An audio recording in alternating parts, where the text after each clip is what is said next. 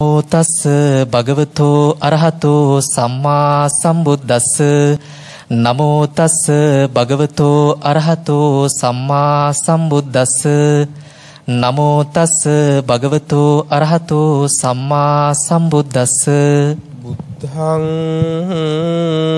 සරණං ගච්ඡාමි බුද්ධං සරණං ගච්ඡාමි ධම්මං සරණං ගච්ඡාමි ධම්මං සරණං ගච්ඡාමි සංඝං සරණං ගච්ඡාමි සංඝං සරණං ගච්ඡාමි ဒုတိယံ පි බුද්ධං සරණං ගච්ඡාමි ဒုတိယံ පි බුද්ධං සරණං ගච්ඡාමි ဒုတိယံ පි ධම්මං සරණං ගච්ඡාමි ဒုတိယံ පි ධම්මං සරණං ගච්ඡාමි ဒုတိယံ පි සංඝං සරණං ගච්ඡාමි ဒုတိယံ පි සංඝං සරණං ගච්ඡාමි တတိယံ පි බුද්ධං සරණං ගච්ඡාමි တတိယံ පි බුද්ධං සරණං ගච්ඡාමි တတိယံ පි ධම්මං සරණං ගච්ඡාමි တတိယံ පි ධම්මං සරණං ගච්ඡාමි တတိယံ පි සංඝං සරණං ගච්ඡාමි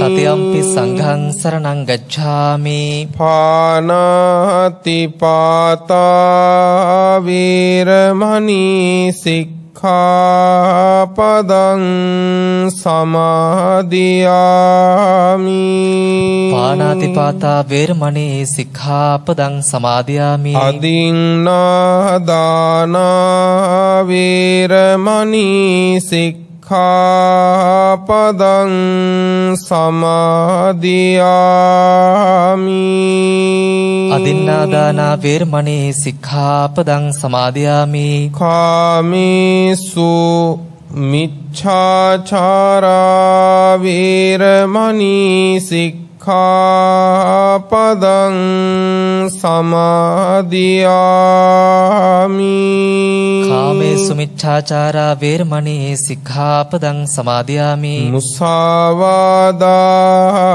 เวรมณีสิกขาปดังสมาดิยามิ මුසාවාදා වේරමණී සික්ඛාපදං සමාදියාමි สุรามิรยมัจจปมาดัฏฐานาเวรมณีสิกขาปดังสมาดิยามิ සුරාමේරේ මජ්ජපමා දට්ඨානා වේරමණී සික්ඛාපදං සමාදියාමි สมังทาจักขวาลิสุ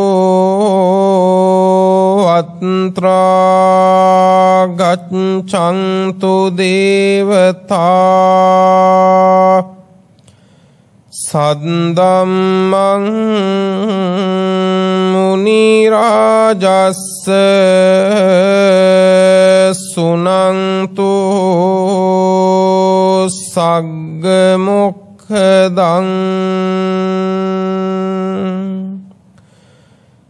ธัมมสสวนขาโลอายังบดังตาธัมมสสวนขาโลอายังบดังตา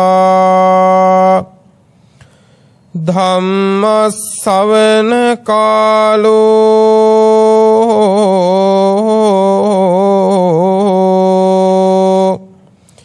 อายัง භදන්තා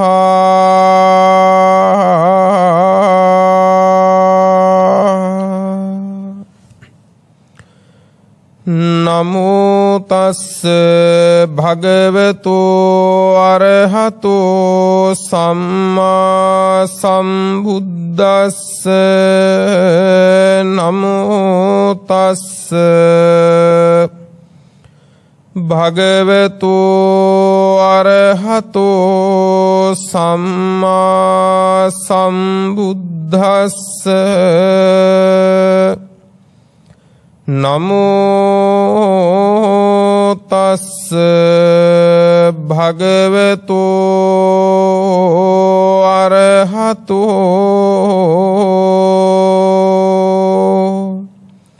සම්මා සම්බුද්දස්ස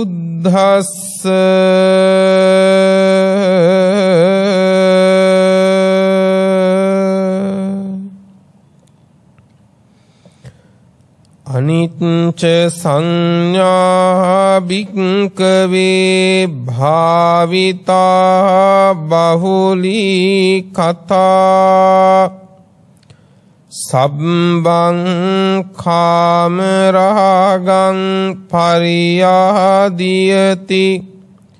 සබ්බං රූප රාගං පරියාදියති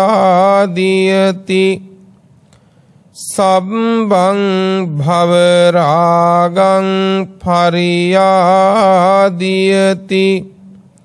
සබ්බං අවිජ්ජං පරියාදියති සබ්බං අස්මිමානං සමූහං තීති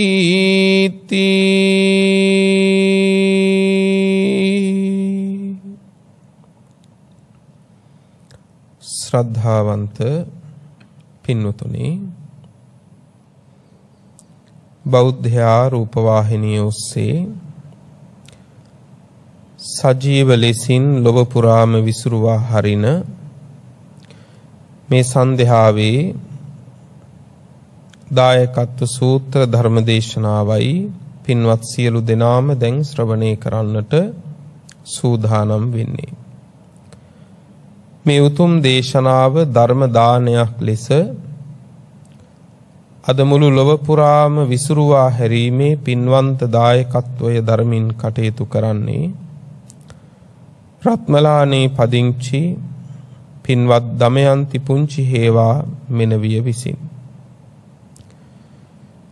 පින්වත්නි, ධර්මලාභය බොහොම දුර්ලභයි. සම්මා සම්බුදුරජාණන් වහන්සේ නමක්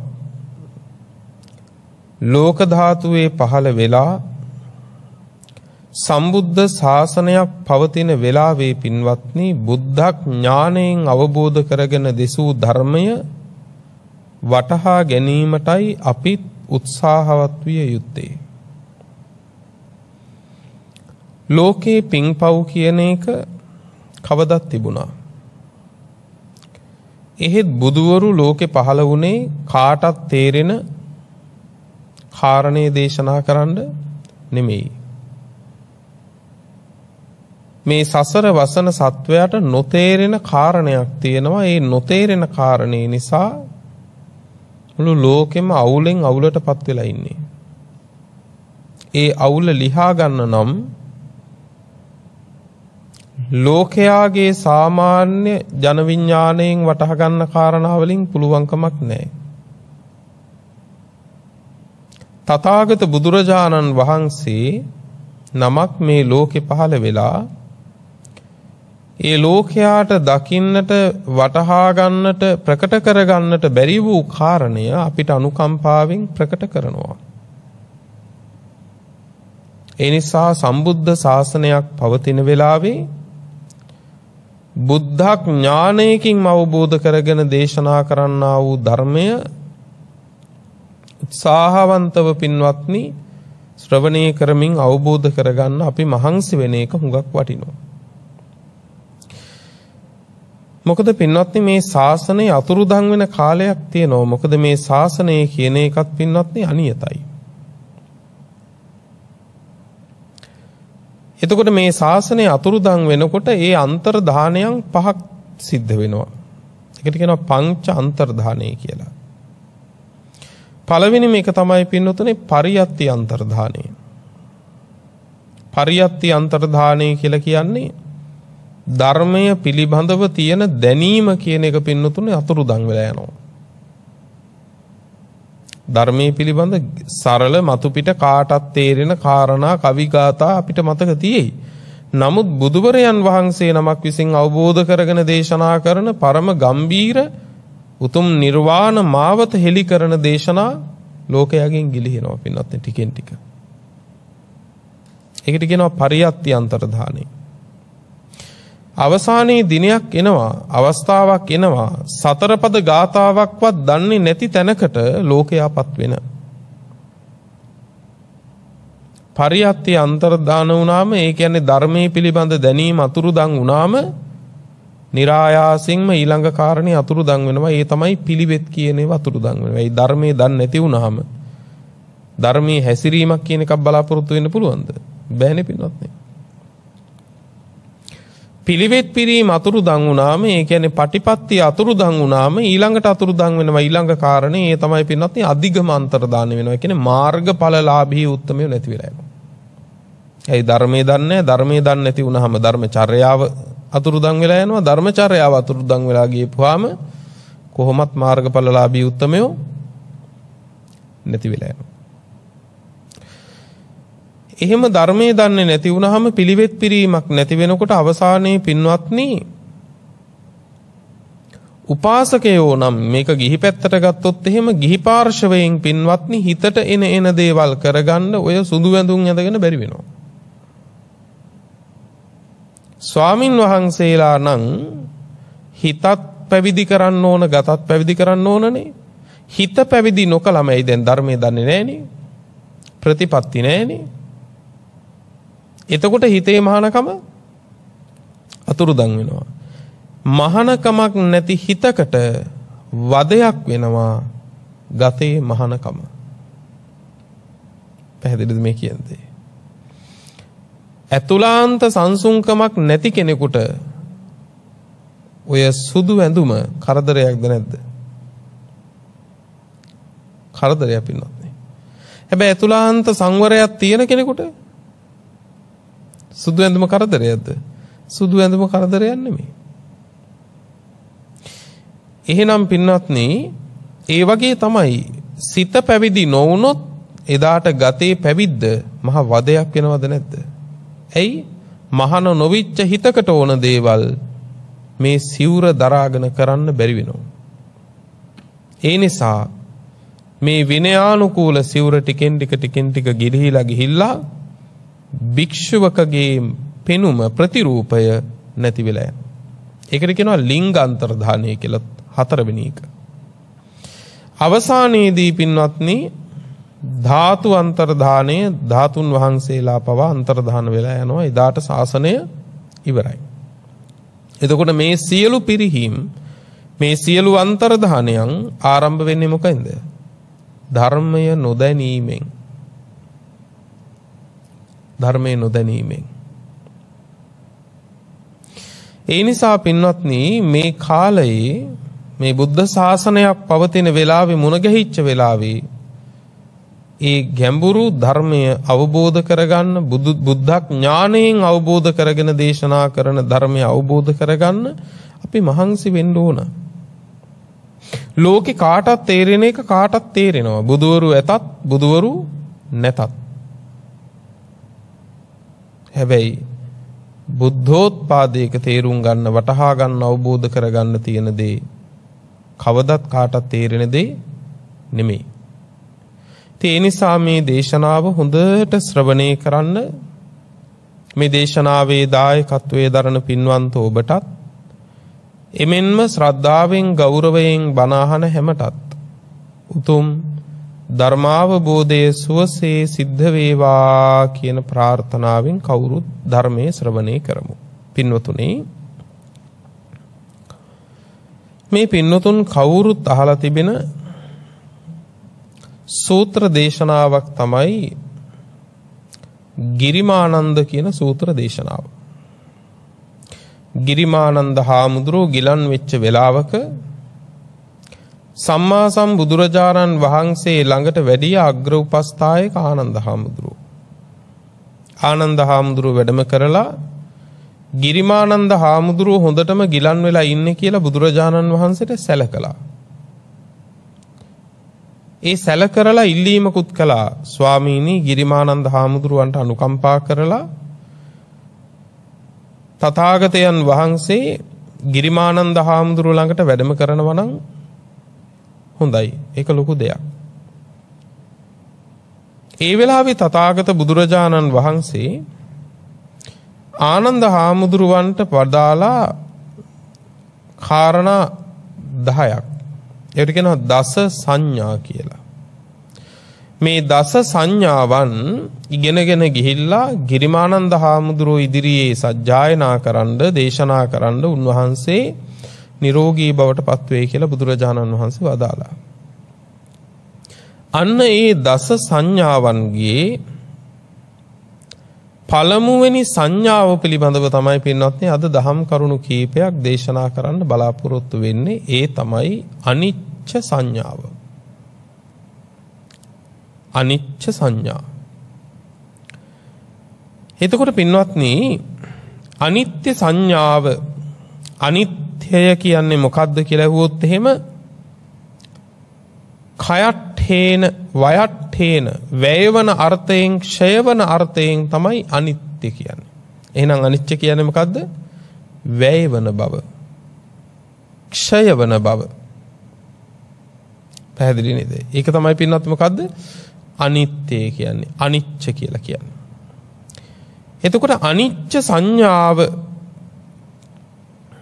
පින්වත්නි විදර්ශනා භාවනාවක්. මේක භාවනාව වශයෙන් වඩනවා නම් අනිත්‍ය සංඥා භාවනාව භාවනාවක් වශයෙන් කර්මස්ථානයක් වශයෙන් මේක වඩනවා නම් පින්වත්නි මුළුමනින්ම විදර්ශනා භාවනාවක්.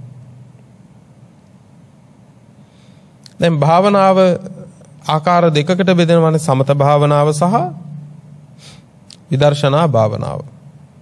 එතකොට සමතයෙන් මොකද කරන්නේ? සමතයෙන් කරන්නේ පින්වත්නි සිත එකඟ කරන එක.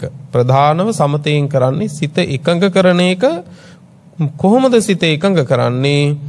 නීවරණ ධර්ම යටපත් කිරීමෙන්. නීවරණ ධර්ම එක්ක ඉන්න තාක් කාලයක් ඔබේ සිත වේවා, මගේ සිත වේවා, කාගේ සිත වුණත් යුද්ධ පිටියක් පින්වත්නි. නීවරණ ධර්ම එක්ක ඉන්නකම් නීවරණ කීයක් තියෙනවද? 5යි. මොනවද මේ නීවරණ 5? කාමච්ඡන්දය, ව්‍යාපාදය, තීන මිද්ධය, උද්ධච්ච කුක්කුච්චේ සහ විචිකිච්ඡාව. මේ 5 එක්ක අපිට හොඳට ගනුදෙනු කරලා පුරුදුයි. මේ නීවරණ එක්ක ඉන්න තාක් කාලයක් පින්නත් නීවරණ තියෙන තාක්කල් මේ හිත ශාන්ත නැහැ. මේ හිත සංසුන් නැහැ, අවුල්. නීවරණ තියෙන තාක්කල්, නීවරණ ප්‍රකටව තියෙන තාක්කල්, නීවරණ නැගී හිටින තාක්කල් මේ සිත හරියට යුද්ධ පිටියක් වගේ පින්වත්නි. යුද්ධ පිටියක පින්වත්නි ශාන්තව ඉන්න පුළුවන්ද? පුළුවන්ද පින්වත්නි? යුද්ධ පිටියක එහෙම ඉන්න බෑ. මොන හතුරා මොන ආයුධ වලින් මොන පැත්තෙන් පහර දෙයිද කියලා කියන්න බෑ යුද්ධ පිටියක. පින්වත්නි නීවරණ ප්‍රකට වෙන තාක්කල්, නීවරණ නැගී හිටින තාක්කල් මේ සිතත් එහෙම යුද්ධ පිටියක්. ඒ නිසා සමතයෙන් කරන්නේ මේ නීවරණ ධර්ම යටපත් කිරීමෙන් පින්වත්නි සිත එකඟ කරවන එක, සිත සංසුන් කරවන එක, සිත පිහිටුවන එක. අන්න ඒ එකඟ වූ, සමාහිත වූ, ශාන්ත වූ සිතකින් තමයි පින්වත්නි ඊළඟ දේ කෙරෙන්නේ. මොකද්ද? දැකිය යුතු ධර්මය දකින්නේ.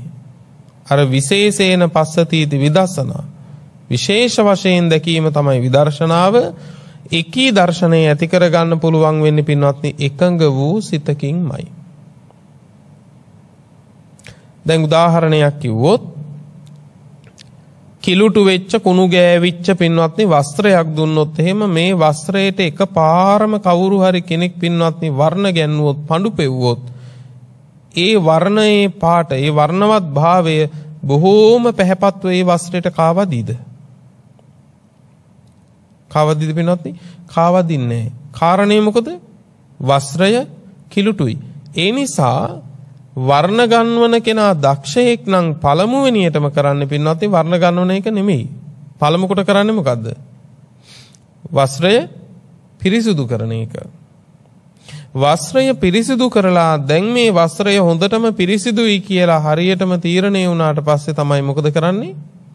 පඳු පොවන්නේ. අන්න ඒ වගේ සමතයෙන් කරන්නේ පින්වත්නි මේකේ නීවරණ ධර්ම බැහැර කරලා කුසලාරම්මණයක පිරිසිදුවට පිහිටවන්න පුළුවන් වෙන විදිහට සකසන එක. ඊට පස්සේ තමයි පින්වත්නි විදර්ශනාවෙන් දැකිය යුත්ත දැකීම සිද්ධ වෙන්නේ. එතකොට මේ අනිත්‍ය සංඥා භාවනාව විදර්ශනා භාවනාවක්. මුළුමනින්ම විදර්ශනා භාවනාවක්. එතකොට පින්වත්නි දැන් මෛත්‍රිය කියන එක ගත්තම පින්වත්නි මේ මෛත්‍රියෙන් ප්‍රධානවම සිද්ධ වෙන්නේ දැන් බලන්න බුද්ධානුස්සති මෙත්තාච අසුභං මරණස්සති ආදී විදිහට භාවනාවන් තියෙනවානේ. එතකොට බුද්ධානුස්සතියෙන් කරන්නේ මූලිකව ශ්‍රද්ධාව සකසන එක. ඊළඟට පින්වත්නි මෙත්තාච මෛත්‍රිය වඩන එක. දැන් මෛත්‍රිය වඩන ශ්‍රාවකයා මෛත්‍රී සමාධිය උපදිනකම්ම මොකද කරන්නේ පින්වත්නි? සමතේ තමයි වඩන්නේ. සමතේ වඩන්නේ. ඒ වඩන මෛත්‍රී භාවනාව අරහත් ඵලයේ දක්වා දියුණු කරන්න නම් ඒ ශ්‍රාවකයා මොකද කරන්න ඕන? ඒ මෛත්‍රියෙන් සමතය හදාගෙන ඒන් අනතුරුව පින්වත්නි විදර්ශනාවට මෛත්‍රී භාවනාව තුලින්ම හැරෙන්න ඕන. ඔන්න එතෙන්දී මෛත්‍රී සමාධියත් අනිත්‍ය වශයෙන් දකින්න. ඔන්න දැන් ආයෙත් මෛත්‍රී භාවනාවේ කෙලවරට එනවා මොකද්ද? අනිත්‍ය සංඥාව. දැන් අපි මේ දේශනා කරන්නේ මොකක් ගැනද? අනිත්‍ය සංඥාව. එහෙනම් මෛත්‍රී භාවනාව වඩන කෙනා වුණත් මෛත්‍රී සමාධිය උපද්දව ගත්තට පස්සේ පින්වත්නි මෛත්‍රී සමාධියත් විදර්ශනාවට නගන්න ඕන මේක අනිත්‍යයි කියලා. එහෙනම් ආයෙත් අනිත්‍ය සංඥාව වඩන්න. ඊළඟට අවසානයේ සත්පුද්ගල සංඥාවෙන් ගැලවෙනවා. මෛත්‍රිය වඩන්නෙකුත් නැත, මෛත්‍රිය ලබන්නෙකුත් නැත. මේ ඔක්කොම අනිත්‍යයි. දැන් තේරෙනව නේද එහෙනම් පින්වත්නි මොන සමත භාවනාවක් වැඩුවත් පින්වත්නි මේ සමත භාවනාවන් අරහත් ඵලයේ දක්වා පිහිටුවන්නට නම් පින්වත්නි ඒයින් උපද්දවා ගන්න සමාධියේ පවා අනිත්‍ය වශයෙන් බලන්න ඕන. විදර්ශනාවට නගන්න ඕන. එතකොට බලන්න පින්වත්නි අනිත්‍ය සංඥාව කියලා කියන එක අනිත්‍ය සංඥා භාවනාව කියන එක ඍජුවම මුළුමනින්ම විදර්ශනා භාවනාවක්. විදර්ශනා භාවනාවක්. දැන් මේ අනිත්‍ය සංඥාව වඩන එකේ ආනිසංස කොහොමද පින්වත්නි? අනිත්‍ය සංඥාව වඩන එකේ ආනිසංස. සංයුත්ත නිකායේ කන්ද සංයුත්තේ කියලා සංයුත්තයක් තියෙනවා. පංච උපාදානස්කන්ධයන් පිළිබඳව පින්වත්නි වදාළ දේශනා එකතුව කන්ද සංයුත්තේ. දැන් උපාදානස්කන්ධයත් පංචස්කන්ධයත් කියන්නේ එකක්ද කියන ප්‍රශ්නේ හුඟ දෙනෙකුට තියෙනවානේ. පංච උපාදානස්කන්ධය කියන්නේ එකක්ද පංචස්කන්ධය කියන්නේ එකක්ද කියලා. පින්වත්නි මජ්ක්‍ධිම නිකායේ තියෙනවා මහා පුන්නම කියලා සූත්‍රයක්. ඒ වගේම මජ්ක්‍ධිම නිකායේ සූත්‍රයක් තියෙනවා පින්වත්නි චූල වේදල්ල කියලා සූත්‍රයක්. චූල වේදල්ල. මේ චූල වේදල්ල සූත්‍රයේදී පින්වත්නි ධම්මදින්නා මහරහත් තෙරණින් වහන්සේගෙන් අහනවා මෙහෙම ප්‍රශ්නයක්. තෙරණියනි පංච උපාදානස්කන්ධයම උපාදානය වෙනවා උපාදානයේ බවට පත් වෙනවද? එහෙමත් නැත්නම් පංච උපාදානස්කන්ධය නැතුව උපාදානය කියන එක සිද්ධ වෙනවද? ඔන්නහ ප්‍රශ්නේ මොකද්ද? මේ පංච උපාදානස්කන්ධයමද උපාදානය කියලා කියන්නේ. එහෙම නැත්නම් පංච උපාදානස්කන්ධය නැතුව උපාදානය කියන්නේ වෙන එකක්ද කියලා ඇහුවා.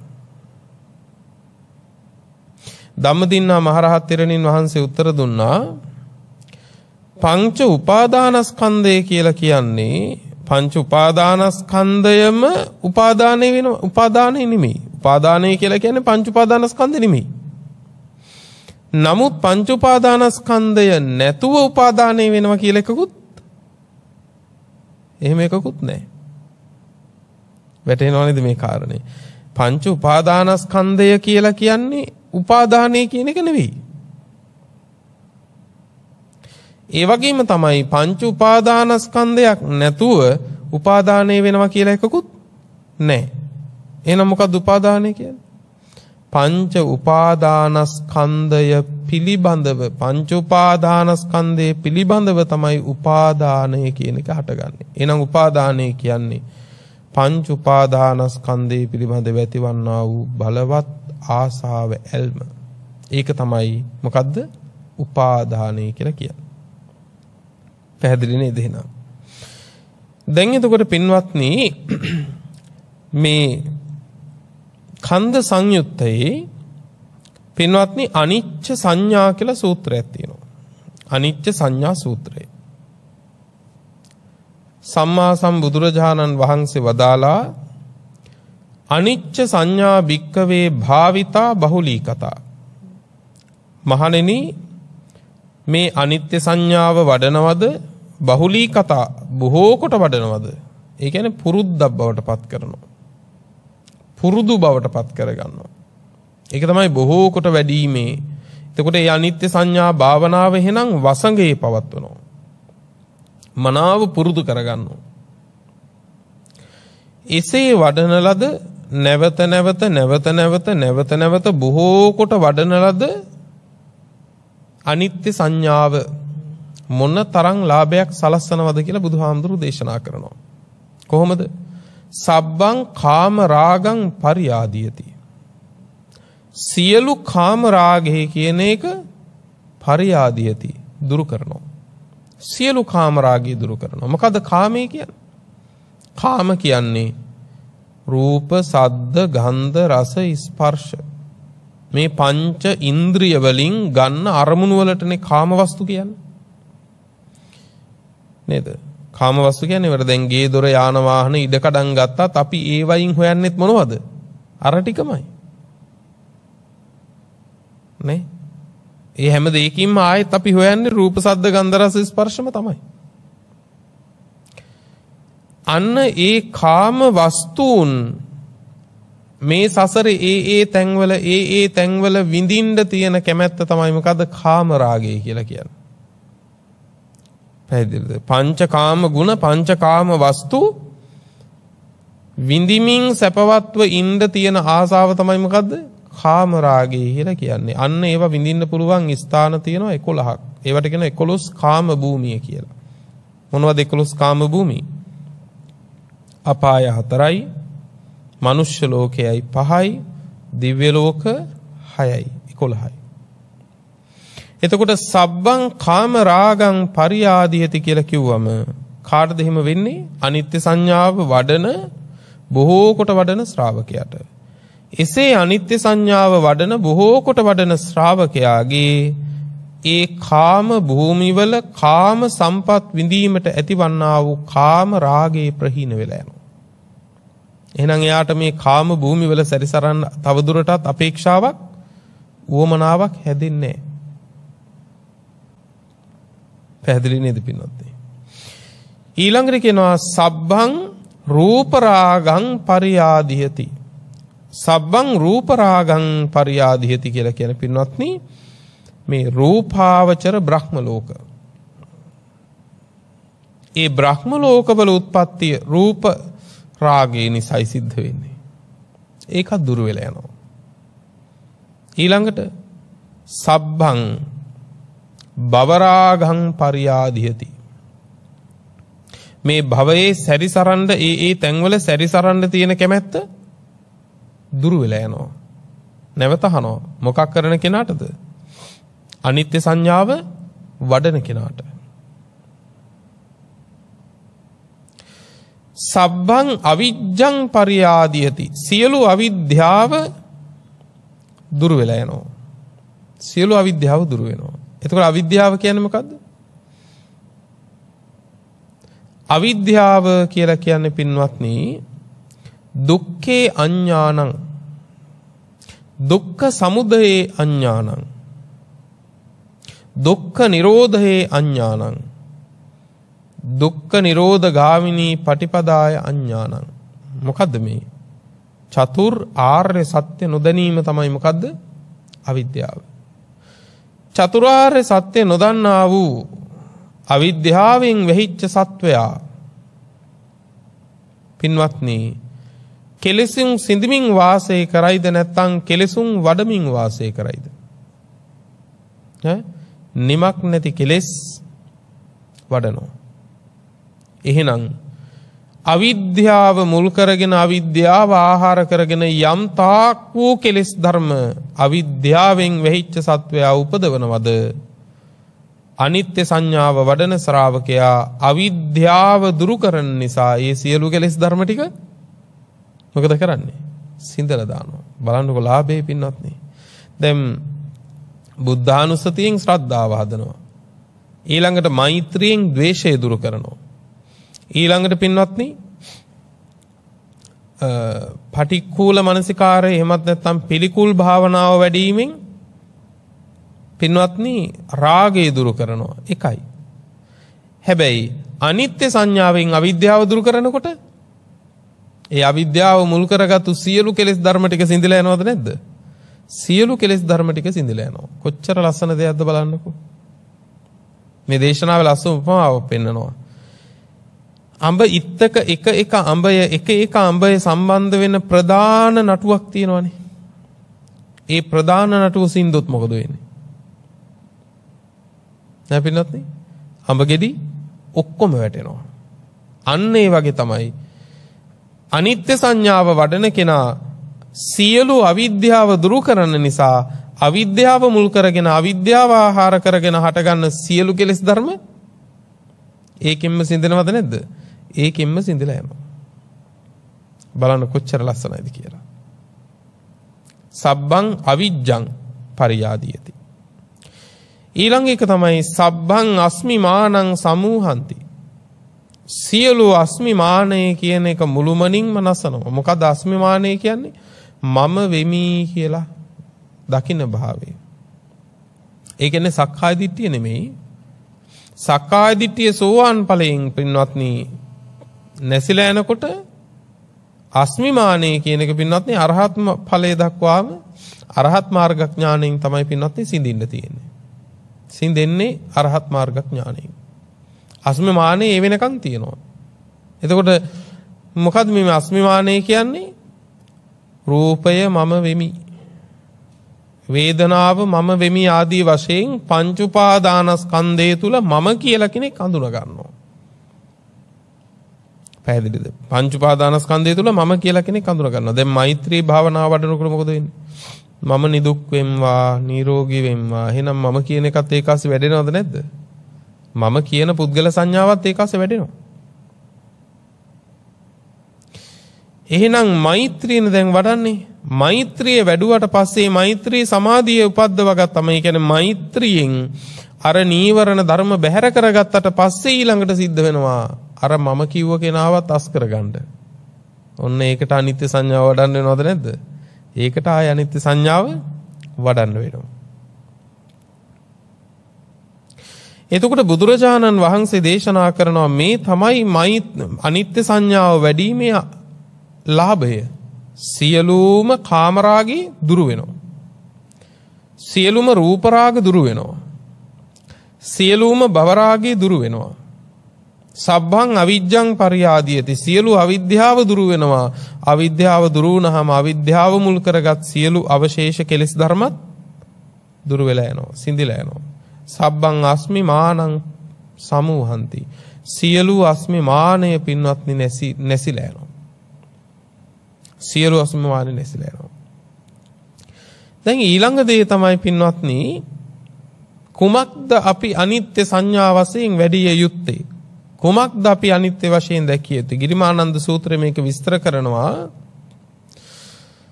පින්වත්නි මේ ශාසනයේ භික්ෂුව මෙනෙහි කරනවා ඉති පටිසංචික්කති. මෙන්න මේ විදිහට මෙනෙහි කරනවා. කොහොමද? රූපං අනිච්ඡං, වේදනා අනිච්චා, සංඥා අනිච්චා, සංඛාරා අනිච්චා, විඥානං අනිච්ඡන්ති. එහෙනම් අනිත්‍ය වශයෙන් මෙනෙහි කරන්න තියෙන්නේ, අනිත්‍ය වඩන්න තියෙන්නේ කුමක් පිළිබඳවද පින්නතුනේ? රූප, වේදනා, සංඥා, සංඛාර, විඥාන කියන පංච උපාදානස්කන්ධය පිළිබඳව. පංච උපාදානස්කන්ධය පිළිබඳව. දැන් පංච උපාදානස්කන්ධය පිළිබඳව පින්වත්නි එකින් එක විස්තර කරන්න ගියොත් මේ දේශනාවේ කාලය මදි වෙනවා. අපි දේශනා කරන්නේ කුමක් පිළිබඳවද? අනිත්‍ය සංඥාව පිළිබඳව. නමුත් එකක් තේරුම් ගන්න, පංච උපාදානස්කන්ධය කියලා කියන්නේ මතක තියාගන්න දුකක්. දැන් පංච උපාදානස්කන්ධය කියන්නේ අපි බොහෝ දෙනෙක් හිතන්නේ ප්‍රතිසන්දියක් ලැබනකොට, එහෙමත් නැත්නම් ඉපදෙනකොට මේ ඉපදීමේදී හට ගන්න දේ තමයි මේ කියන පංච උපාදානස්කන්ධය කියලා. නෑ පින්වත්නි. ඒක නෙමෙයි පංච උපාදානස්කන්ධය කියන්නේ. එහෙනම් පංච උපාදානස්කන්ධය කියන්නේ මොකද්ද? ඇසෙන් රූපයක් දකිනකොට, කනෙන් සද්දයක් අහනකොට මේ ආදී විදිහට ඉන්ද්‍රිය පහෙන් යම් යම් අරමුණක්ද ගන්නේ. ඒ අරමුණක් ගන්න ගානේ පින්වත්නි පංච උපාදානස්කන්ධයන් හටගනිමින් නිරුද්ධ වෙනවද නැද්ද? නිරුද්ධ වෙනවා පින්වත්නි. එහෙනම් පංච උපාදානස්කන්ධේ පහළ වෙනවා කියලා කියන්නේ මේ සත්වයේ උපදින එක නෙවෙයි. ඇහැට රූපයක් දකින්නකොට ඒ රූප මාත්‍රය පින්වත්නි, රූප මාත්‍රයත් එක්ක පංච උපාදානස්කන්ධය හට ගන්නවද නැද්ද? පංච උපාදානස්කන්ධයන් හට ගන්නවා. රූපේ විතරක් නෙමෙයි. දැන් රූප උපාදානස්කන්ධය කියනනේ. රූප කියන්නේ ඇහැට පේන එක විතරක් නෙමෙයි. ඒකට කියනවා චක්කුප්පසාද රූපේ. ඊළඟට කනට ඇහෙන ඒවා. ඒකට කියනවා සෝතප්‍රසාද රූපේ කියලා. ඒකත් රූප තමයි.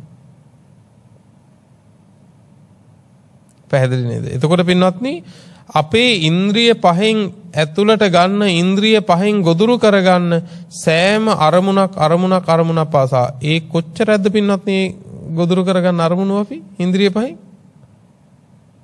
පැය 24ක් ගමුකෝ දවසක්. ඒ දවසක් ඇතුළත අපි ඇහෙන් රූප කොච්චර බලනවද? කනෙන් ශබ්ද කොච්චර අහනවද? නාසයෙන් ගඳ සුවඳ කොච්චර දැනෙනවද, විඳිනවද? ඔය හැම එකක් ගානේ වෙන් උපාදානස්කන්ධ හට ගන්නවද නැද්ද? හට ගනිමින් නිරුද්ධ වෙනවා. එතකොට මේ උපාදානස්කන්ධය කියලා කියන්නේ බරක් පින්වත්නි.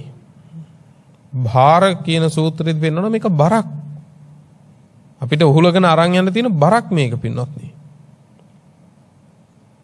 එතකොට ධර්මයේ නොදන්න, ආර්ය ධර්මයේ නොදන්න, ආර්යයන් ඇසුරු නොකරන, සත්පුරුෂ ධර්මයේ නොදන්න, සත්පුරුෂයන් ඇසුරු නොකරන, අනුවන වූ, බාල වූ, අව්‍යක්ත වූ ශ්‍රාවකයා මොකද කරන්න පින්වත්නි? මේ පංච උපාදානස්කන්ධේ පින්වත්නි අල්ලා ගන්නවා. එහි කැමැත්ත උපද්දව ගන්නවා. හරියට ගඟදී ගසාගෙන යන මිනිස්සෙක් වේගෙන් පහළට ගංගාවක් ගලා බහිනකොට පින්වත්නි ඒ ගඟට වැටෙනවා මේ මිනිස්සයා. දැන් මේ මිනිස්සයාත් මොකද වෙන්නේ? අර ගඟදීම පල්ලයට ගසාගෙන යනවා. දැන් ගසාගෙන යන මේ මිනිස්සයා මොකද කරන්නේ? ගංගාවේ ඌරේ තියෙන මොනවා හරි තනකොළ පඳුරක එල්ලෙනවා. එතකොට මොකද වෙන්නේ පින්වත්නි? අර තනකොළ පඳුරත් පසුත් එක්කම ගලවගෙන ආයෙත් කොහෙටද වැටෙන්නේ?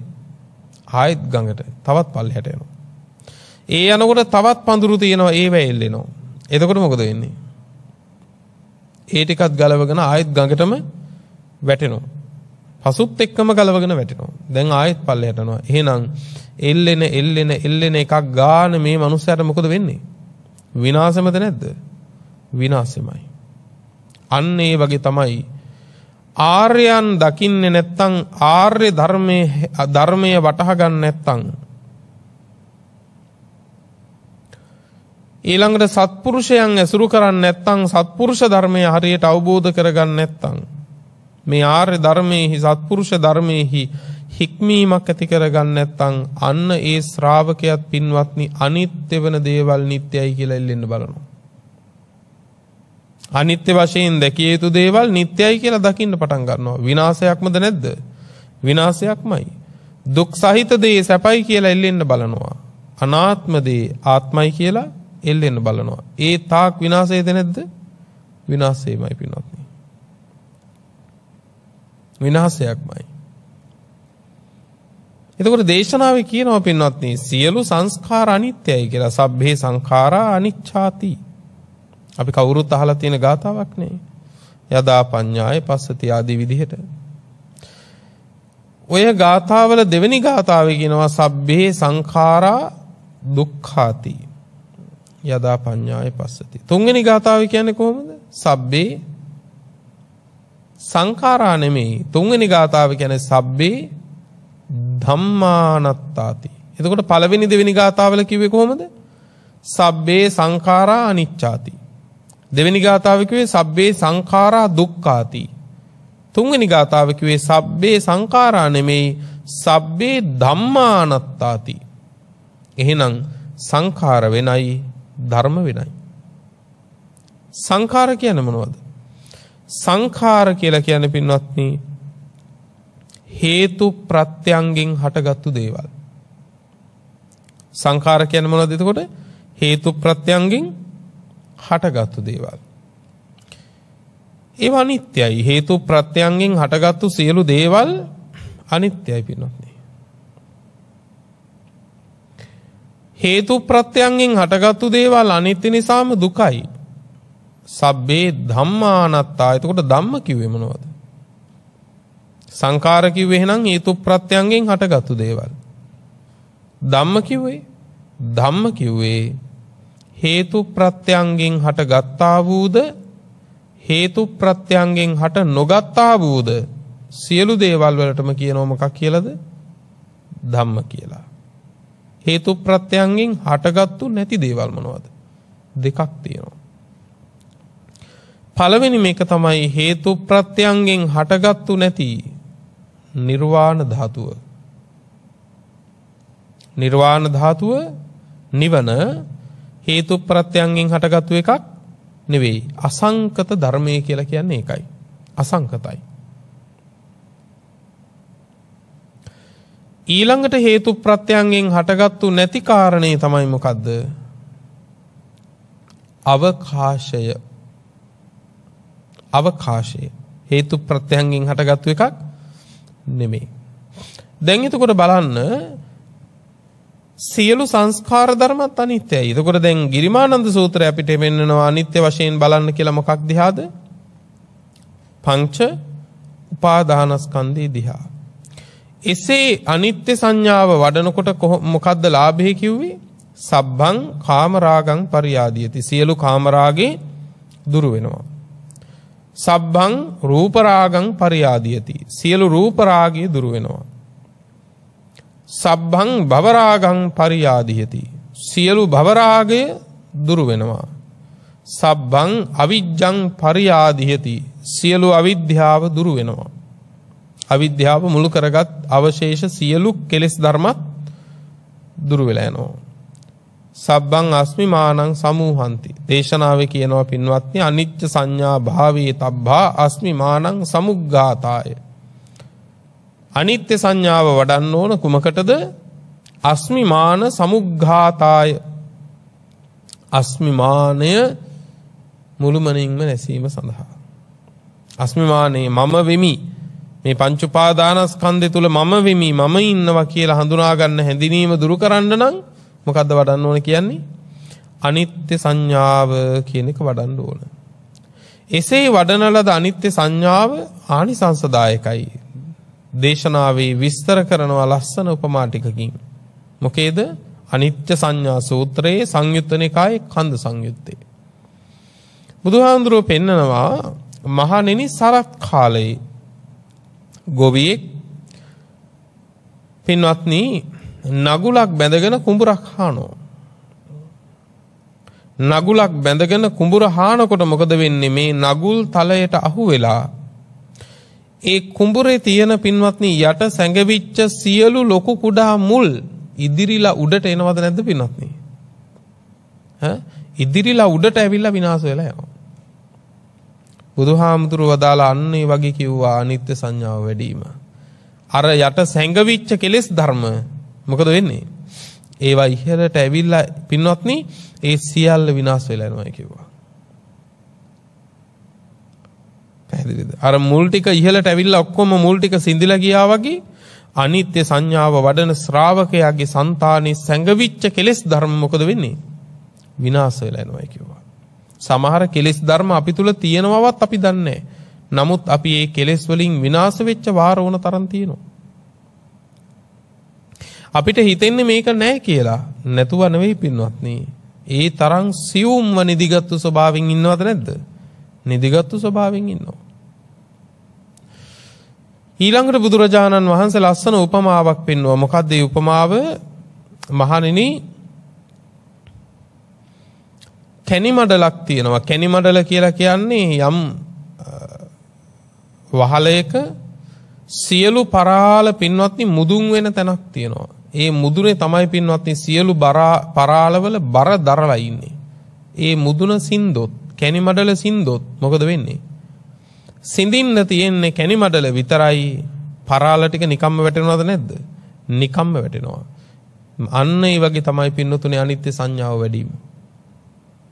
එහෙනම් අනිත්‍ය සංඥාව යම් ශ්‍රාවකෙක් වඩනවා නම් මේ පංච උපාදානස්කන්ධය අනිත්‍ය වශයෙන් නැවත නැවත බලමින් වාසය කරනවා නම් ඔහු සියලු කෙලෙස් ධර්ම නැමැති පරාල මුදුන් වෙන කැණි මඩල සිඳිනවා පින්නතුනේ. බලන්නකො මේ උපමාව ලස්සන.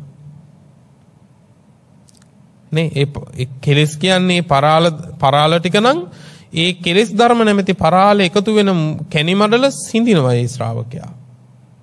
අනිත්‍ය සංඥාව වැඩුවොත්. ඊළඟට ඉහත කිව් උපමාව සියලුම අඹගෙඩි එකතු වෙලා ඒ සියලුම අඹගෙඩි සම්බන්ධව තියෙන ප්‍රධාන අඹ නටුවක් තියෙනවා. යමෙක් ඒ අඹ නටුව සින්දනං සියලු අඹගෙඩි ටික බිම වැටෙනවද නැද්ද? බිම වැටෙනවා. අන්න ඒ වගේ තමයි කිව්වා මේ අනිත්‍ය සංඥාව වඩන ශ්‍රාවකයා ඒ කෙලෙස් ධර්ම ගැවසී තියෙන මූලයම සිඳිනවායි කිව්වා.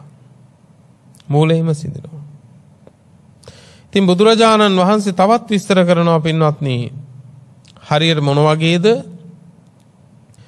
සුවඳම මල් අතර මේ ලෝකේ මොනතරම් සුවඳ මල් තිබුණත් ඒ සුවඳ මල් අතර දෑ සමන් මල අග්‍රයි.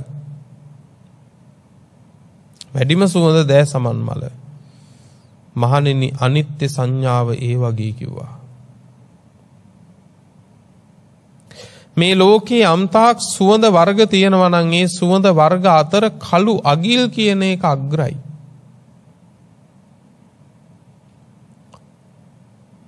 අනිත්‍ය සංඥාව වඩන ලද අනිත්‍ය සංඥාව මහණෙනි ඒ වගේ කිව්වා.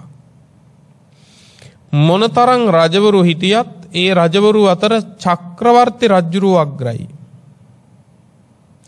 චක්‍රවර්ති රජුරු අග්‍රයි වගේ තමයි මහණෙනි අනිත්‍ය සංඥාව වඩන ලද. ඒ වගේ කිව්වා. තාරකා යම්තාක් තියනවද ඒ තාරකාවල තාරකා මණ්ඩලට වඩා අග්‍රයි සඳ මණ්ඩල කියන එක. සඳ මණ්ඩල අනිත්‍ය සංඥාව මහණෙනි ඒ බඳුයි කිව්වා. සියලු වලාවන් යටපත් කරගෙන සූර්යා ආලෝකයෙන් බබලනවා කිව්වා. අන්න ඒ වගේ කිව්වා නිත්‍ය සංඥාව. එතකොට බුදුරජාණන් වහන්සේ පෙන්වනවා මේ පංච උපාදානස්කන්ධය පිළිබඳව අනිත්‍ය මෙනෙහි කරන්න අනිත්‍ය වඩන්න කොහොමද? ඉති රූපං ඉති රූපස්ස සමුදයෝ ඉති රූපස්ස අත්තංගමෝ. මේකයි රූපය, රූපේ හට ගැනීම මේකයි, රූපේ නැතිවීම මේකයි. මේ හැම නිමේෂයක් ගානේ රූපයන් නැති වෙනවා නැති වෙනවා ඇති වෙනවා නැති වෙනවා ඇති වෙනවා නැති වෙනවා අතරක් නැතිව එක දිගට ඇති වෙමින් නැති වෙනකොට අපිට හිතෙන්නේ එකක් තියෙනවා කියලා. නමුත් එකක් තියෙනවා නෙවෙයි. හොයන්න බැරි වේගයකින් ඉඩක් දකින්න බැරි වේගයකින් ඇති වෙවි නැති වෙනවා ඇති වෙවි නැති වෙනවා. ඉතින් ඕක රාශියක්. ඔන්න ඕක තමයි රූපස්කන්ධය කියන්නේ.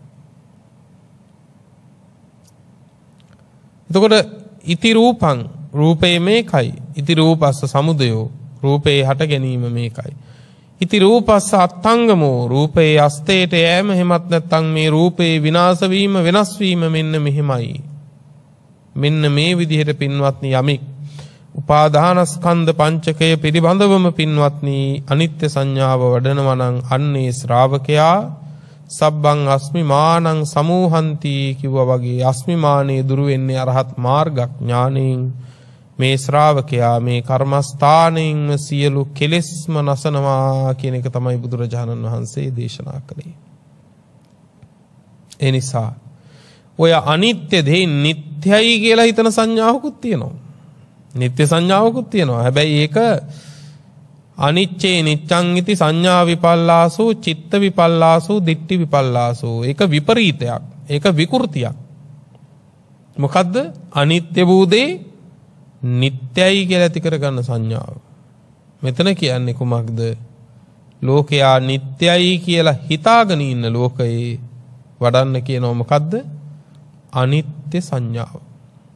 සියලු දෙනාට උතුම් නිවන පිණිස මේ දේශනාව මහෝපකාරී වේවායි ප්‍රාර්ථනා කරමින් දේශනාව නිමාවටපත් කරනවාද මේ දේශනාවේ පින්වන්ත දායකත්වයේ දරමින් සජීවීව මේ දේශනාව ලෝපුරා ධර්ම දානයක් ලෙස විසුරුවා හරින්නට යෙදුනේ රත්මලාන පදිංචි පින්වත් දමයන්ති පුංචි හේවා මෙනවිය විසින් අරමුණු අතරට එක් වෙන්නේ දැනට මදක් රෝගාතුරව වාසය කරන පින්වත් දෙමව්පියන්ට ආශිර්වාද ප්‍රාර්ථනා කරමින් නිදුක් නිරෝගී සුවය චිරජීවනය ඒ මව්පියන්ට ලැබේවා කියන ආශිර්වාදේ ප්‍රාර්ථනා කිරීමයි. ඒ සමගම දේශකයාණන් වහන්සේ හැටියට මටත් ආශිර්වාද ප්‍රාර්ථනා කරමින් මේ උතුම් වූ ධර්ම දානය අද බොහෝ දිනාට හිත සැප මිනිස සිද්ධ කරන්නට යෙදුනා. රැස් කරගත් උදාාරතර වූ කුසලානිසංස ධර්මයෝ පින්වත් ඔබ සියලු දෙනා නමින් මියගිය සියලුම ඥාතීන්ට අපි අනුමෝදන් කරමු. ඒ සියල්ලෝ පින් අනුමෝදන්ව සැපවත් වෙත්වා.